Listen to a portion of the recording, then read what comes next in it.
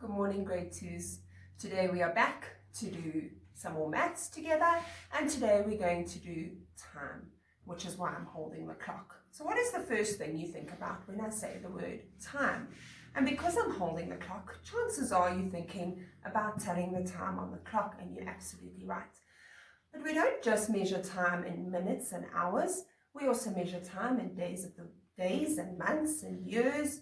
And I can promise you, when you were little, your parents did say, my child is so many hours old, and then it was so many days old, and then weeks old, and eventually months, and then years. And when you get to my age, you just use the years. I know some of you like to tell me you're 8.5 or 7.5 because it makes you sound a little bit older.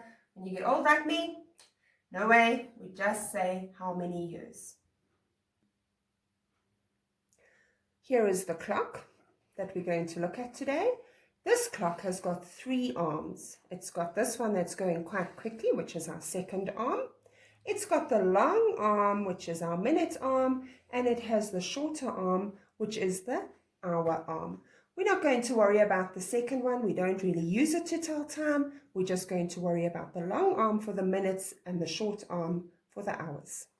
To make a clock today. So if you've got a paper plate at home, you can use that. If not, you can take a plate, draw around it, and cut it out. Once you have cut it out, what I did is I folded it in half. So now I've got 2 equal halves, and then I've folded it in half again, and now we have 4 equal parts, which we call quarters. It's quite important for when we're telling time because we use quarter past and quarter to. You are then going to put your numbers on your clock. So I folded it so that we can put 12, 3, 6, and 9. Then it's easier to fill in your in-between numbers. For the arms, I didn't make arrows because it's easier just to cut out rectangles. And I've got a minute arm, and I've got a hour arm. And if you're looking at that, you should be able to read the time for me because you have done this in class before. If the minute arm is on the 12, then whatever the hour arm is pointing to tells us the o'clock. So there we have 3 o'clock. If I move the hour arm, we have 6 o'clock. Or 7 o'clock, or 8 o'clock.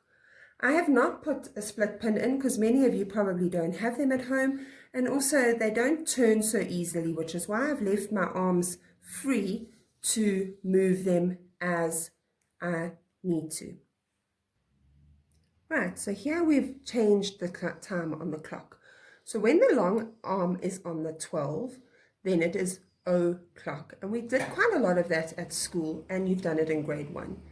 Today we're going to carry on, and we're going to half past. Now remember, at first I folded my paper in half, so if I go to half past, my minute arm needs to be on the 6.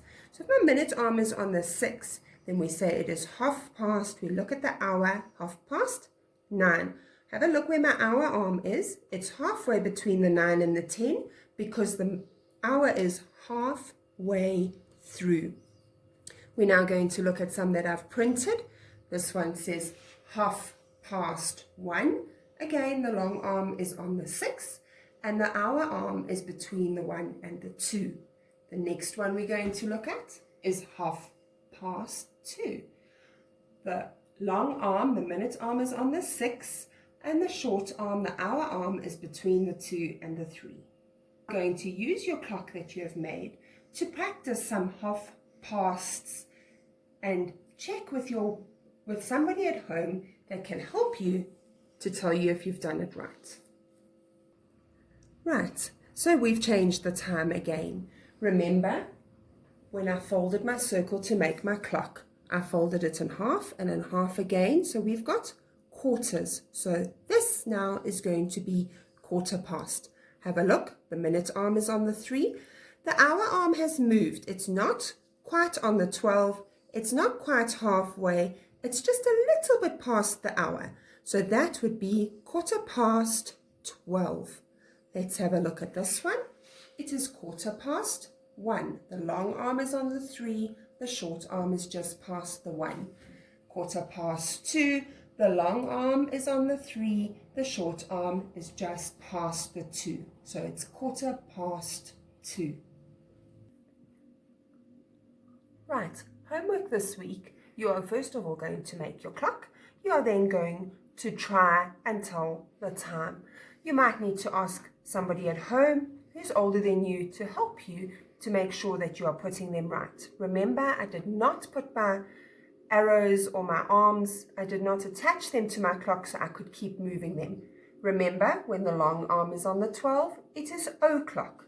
If the long arm is on the 3, it is 1:15. And if the long arm is on the 6, it is 1/2. Thank you to those of you who sent your homework to me. I really enjoyed marking it and listening to some of you counting. Your parents have my number. You're welcome to send me your work that you've done or show me as you're telling the time. And a little challenge at the end.